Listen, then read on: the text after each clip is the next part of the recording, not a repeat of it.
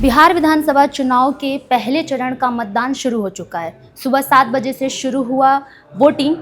अब तक लगभग 53% वोट पड़ चुके हैं और ये जो मतदान का पूरा प्रोसेस है आज का वो शाम 6 बजे तक चलेगा। इस बीच में 122 महिला उम्मीदवारों के साथ कुल 1314 प्रत्याशियों का भविष्य ईवीएम में कैद हो गया है। नमस्कार, मैं हूँ आपके साथ पूजा और आप देख रहे हैं बिहार की बात। बिहार की बात में आज बात होगी कि बिहार में इस बार किसकी सरकार बनेगी, इस बार बिहार की सत्ता पर कौन काबिज होगा। और इसी मुद्दे पर हम चर्चा करेंगे और हमारे साथ चर्चा करने के लिए केशव सर मौजूद हैं। क्योंकि केशव सर अभी हाल ही फिलहाल में आप बिहार गए भी थे, दरभंगा और इधर बेगूसराय जैसे इलाकों में आपने रिपोर्टिंग भी की। बिहार की जनता का वहाँ पे क्या मूड नज़र आ रहा है? थैंक यू पूजा। और मैं अपने दर्शकों के लिए बताऊं कि पूजा स्वस्थ होकर वापस बिहार की बात करने आ गई है, ये खुशखबरी है। बिहार की बात का इंतजार रहता था हमारे दर्शकों को और कई बार लोगों ने कमेंट करके आपके बारे में पूछा था। मैंने भी बहुत उनकी चिंता थी आपको लेकर। जी सर। बिहार की बात में बिहार चुनाव की बात हम कर रहे हैं और बिहार चुनाव में पहले चरण का मतदान आज जारी है। शाम के 6 बजे तक ये मतदान चलेगा, जो सुबह 7 बजे शुरू हुआ था। कुछ जो इलाके हैं वहां पर शाम के 5 बजे वोटिंग बंद हो जाएगी क्योंकि वो अति संवेदनशील क्षेत्र उन्हें माना गया है और वहां पर सुरक्षा के कंसर्न है। इस वजह से जैसे तारापुर विधानसभा हो गया, सिमरी बख्तियारपुर हो गया, मोकामा हो गया, ऐसे जो क्षेत्र हैं तकरीबन 18 ऐसे क्षेत्र हैं आज के चरण में जहां पर शाम के 5 बजे वोटिंग खत्म हो जाएगी। लकीली इस बार मुझे मौका मिला आफ्टर 2 डिकेड्स ग्राउंड पे जाके काम करने का और बक्सर जो कोइंसिडेंटली आपका होम डिस्ट्रिक्ट है वहां से शुरू हुआ हमारा काफिला और ये आगे पूर्वांचल नहीं क्या कहते सीमांचल तक गया। हालांकि सीमांचल में जो मतदान होंगे वो दूसरे फेज में होंगे। लेंथ एंड ब्रेथ ट्रेवल किया मैंने बिहार में। बिहार को इस बीच समझने का एक मौका मिला। बिहार चुनाव को लेकर के एक अलग तरह की बात होती है, पूरे देश भर में सबकी निगाह रहती है बिहार के चुनाव पे। यद्यपि यह चुनाव एक राज्य का चुनाव है लेकिन वो उसका कैनवास इतना बड़ा हो जाता है कि लगता है कि यह चुनाव पूरे देश में लड़ा जा रहा है। ऐसी स्थिति होती है बिहार के चुनाव को लेकर के। पूछा एक चीज जो मैं खास तौर पे बताऊं कि बिहार में जो एक परसेप्शन बना दिया गया है कि बिहार में चुनाव का मतलब सिर्फ जाति पाति होती है। इस बार मुझे लगता है, मैं इसे डिनाई नहीं कर रहा हूं कि बिहार में वोटिंग कास्ट लाइन पे होती है एंड फॉर दैट मैटर मुझे नहीं लगता है कि अपने देश में इस समय कोई भी ऐसा राज्य होगा। लोग दक्षिण की मिसाल देते हैं लेकिन दक्षिण के राज्यों में भी वोटिंग का एक कह सकते हैं फैक्टर कास्ट भी होता है। जी सर। बिहार बदनाम है, यूपी बदनाम है, लेकिन दक्षिण में भी है, उत्तर में भी, पश्चिम में भी है। कहीं भी उस समुदाय के नाम बदल जाते हैं, वहां पर थोड़ा सा कॉम्बिनेशन बदल जाता है, लेकिन ये मूलभूत फैक्टर्स में से एक है, हमेशा रह रहा है, आगे भी हो सकता है, ये कुछ सालों तक रहेगा। बिहार की बात में आप समझ लीजिए, इस बार युवाओं के बीच मैंने जो चीज देखी वो 2-3 चीज मैं यहाँ पर हाईलाइट करना चाहूंगा आपसे बातचीत में। पूछा पहली बार मुझे लगा कि बिहार के युवा कास्ट फैक्टर से अलग भी बात कर रहे हैं। उनके डिस्कोर्स में कहीं ना कहीं नौकरी का मुद्दा है। वो मुद्दा जो तेजस्वी यादव ने 2 साल पहले शुरू किया था, जब नीतीश कुमार ने अपना पाला बदलते हुए महागठबंधन के रथ से कूदकर एनडीए के रॉकेट में सवार हो गए थे। उसके बाद तेजस्वी यादव ने बिहार में बेरोजगारी और पलायन के मुद्दे को बहुत मजबूती से उठाना शुरू किया था।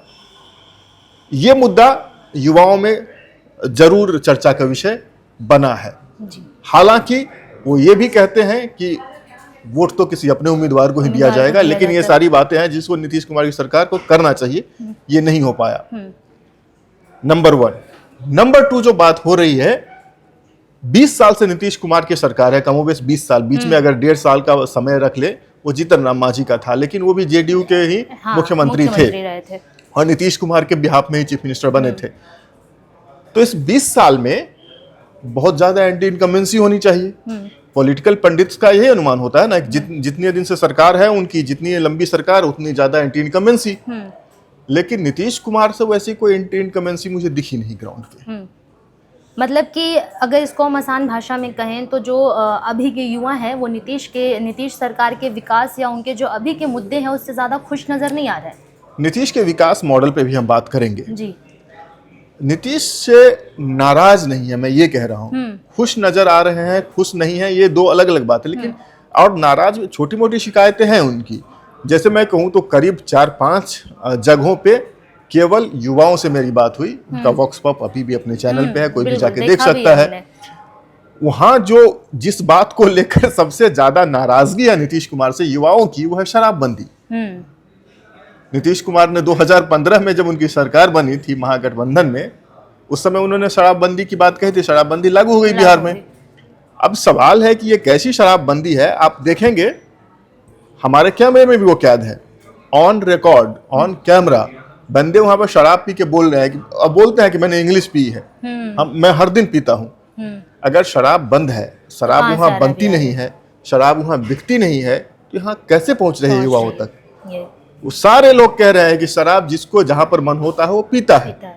बस यही हुआ है, शराब बंदी होने से 200 की बोतल 600 में मिलने लगी है, तो उनका आर्थिक नुकसान हो रहा है, इसलिए युवा वहां पर नाराज हैं। युवाओं के माता पिता भी नाराज हैं शराबबंदी को लेकर के। बताइए कौन माता पिता होगा जो इस बात से दुखी होगा कि उनके बच्चे को शराब नहीं मिल रही है?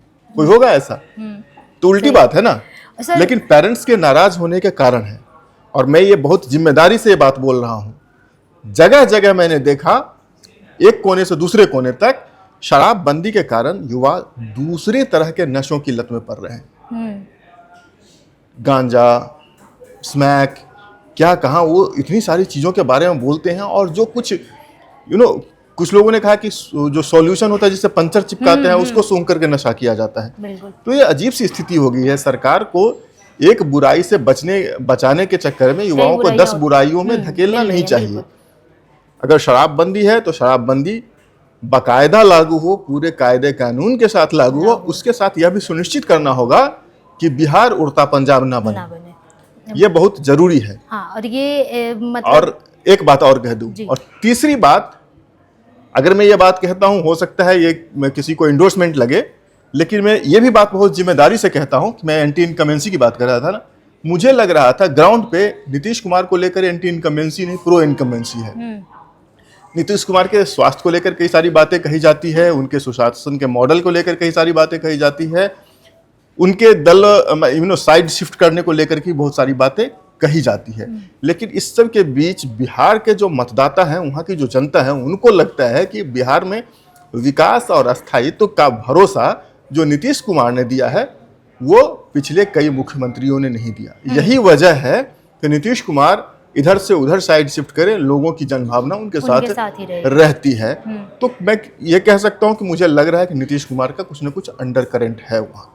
ये 3 बातें थी मेरी। तो क्या इस बार ग्राउंड पे आपने इतनी 3 पॉइंट्स हमें नोटिस किया है, 3 पॉइंट आपने बताया भी है, तो सबसे बड़ा कंसर्न यही है लोगों के बीच में भी, या अभी भी मैं जब झारखंड जा रही थी तो बिहार, चूंकि बनारस से जब झारखंड जाते हैं तो बिहार होते हुए ही जाते हैं, तो वहाँ पे जिस तरीके से, चूंकि उस एरिया में लखीसराय और इन सब एरिया में आज ही के दिन मतदान भी है, तो वहाँ पे जिस तरीके से मैंने पार्टियों का एक जलवा देखा, स्पेशली उसमें महागठबंधन का ज़्यादा, आरजेडी का और कांग्रेस का, इनका ज़्यादा मतलब बोलबाला दिख रहा था। और चूंकि आज मेरी इंजमाम सर से भी बात हुई है, जो कि वो आज ग्राउंड पे मौजूद भी हैं, तो उन्होंने भी यही कहा कि पहले चरण के मतदान में हमें महागठबंधन का रुझान ज़्यादा दिख रहा है। तो ऐसा क्या कारण है कि इस क्षेत्र में, जो इधर का हमारा एरिया, अगर हम सीमांचल और उधर की बात छोड़ दें, मिथिलांचल की, तो इधर के एरिया में आरजेडी अपना जो गढ़ है, अपना जो परचम है, वो बनाए रखने में लग रहा है कि इस बार भी सफल हो जाएंगे।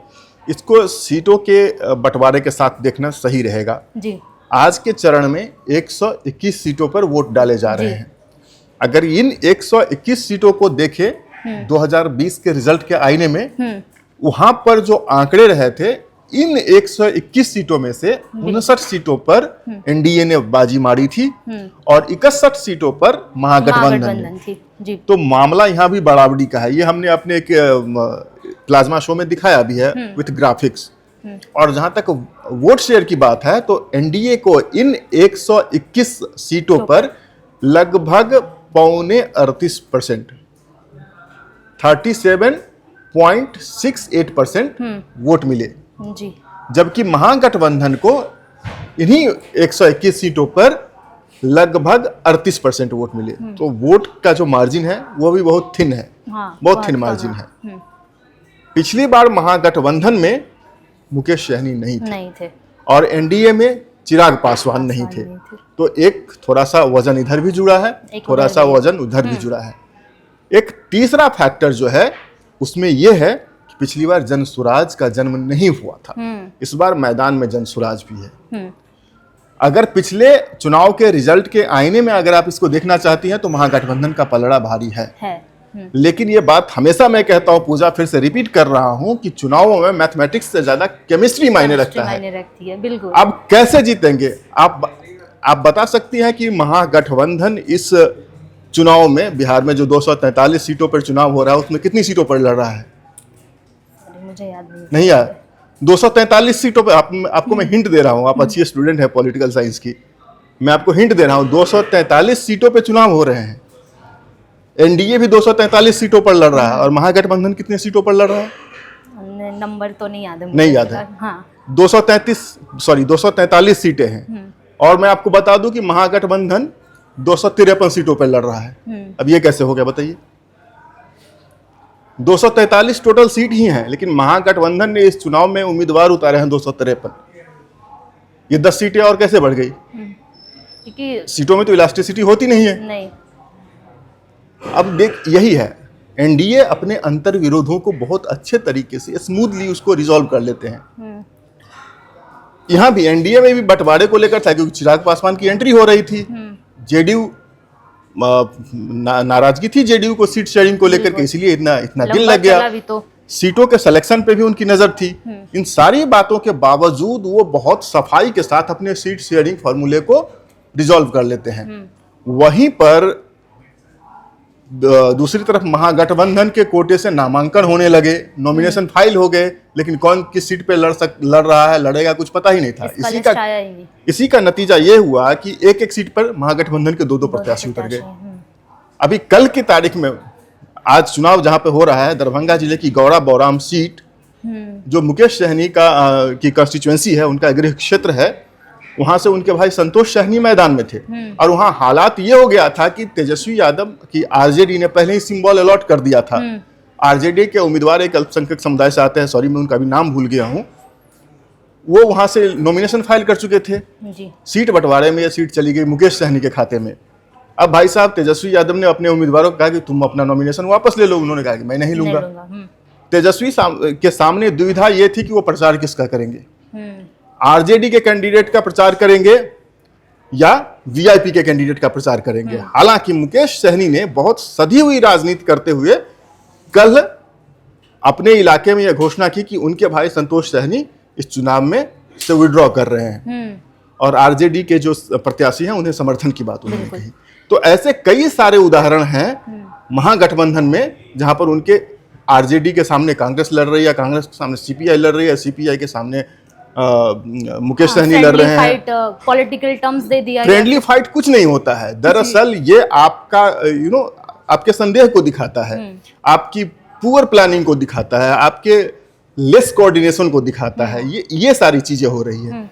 तो यहाँ पर एक और बहुत महत्वपूर्ण फैक्टर है जिसको लेकर के पिछली बार तेजस्वी की सरकार नहीं बन पाई थी। दो फैक्टर वहां भी हैं। एक ओवैसी फैक्टर है।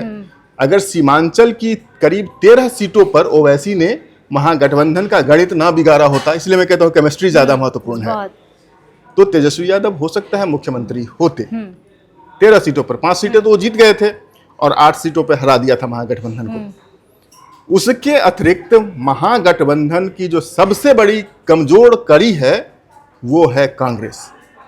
70 सीटों पर लड़के केवल 19 सीटें जीतते हैं। उनका स्ट्राइक रेट देखिए कितना पुअर है। जितनी भी पार्टियां बिहार में 10 सीटों से ज्यादा पर चुनाव लड़ी थी, उसमें सबसे पुअरेस्ट स्ट्राइक रेट के साथ कांग्रेस आई थी विधानसभा में। इस बार 55 सीटें उन्हें अलॉट हुई है महागठबंधन में और 60 सीटों पर लड़ रहे हैं। फ्रेंडली फाइट है। 60 में से कितनी जीतेंगे ये बताएगा भविष्य, और उसी पर महागठबंधन का भविष्य भी निर्भर करता है। चूंकि आपने कहा कि महागठबंधन में जो इस तरह के सीट बंटवारे को लेकर जिस तरीके का घमासान देखने को मिला है, सर आपके हिसाब से क्या लगता है कि महागठबंधन के बीच में ये जो खींचतान चली सीट बंटवारे को लेके, इलेक्शन का जब रिजल्ट आएगा तो आरजेडी को इससे सबसे ज्यादा नुकसान होना तय है? एकदम नुकसान होना तय है।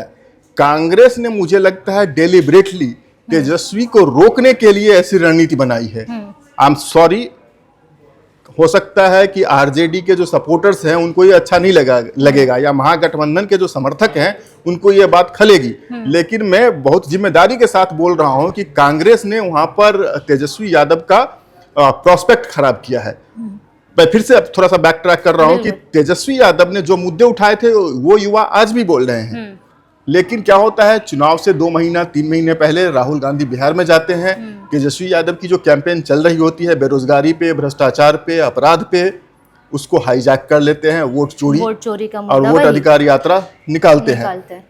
यकीन मानिए बिहार के मतलब चौहद्दी में जहां भी मैं गया, अधिकांश लोगों को यह नहीं मालूम था कि वोट अधिकार यात्रा क्या थी, किसकी वोट चोरी हुई उन्हें नहीं पता था। वो कह रहे हैं हमारा वोट तो है ही, पता नहीं किसका चोरी हुआ, कैसे चोरी हो गया, कुछ नहीं।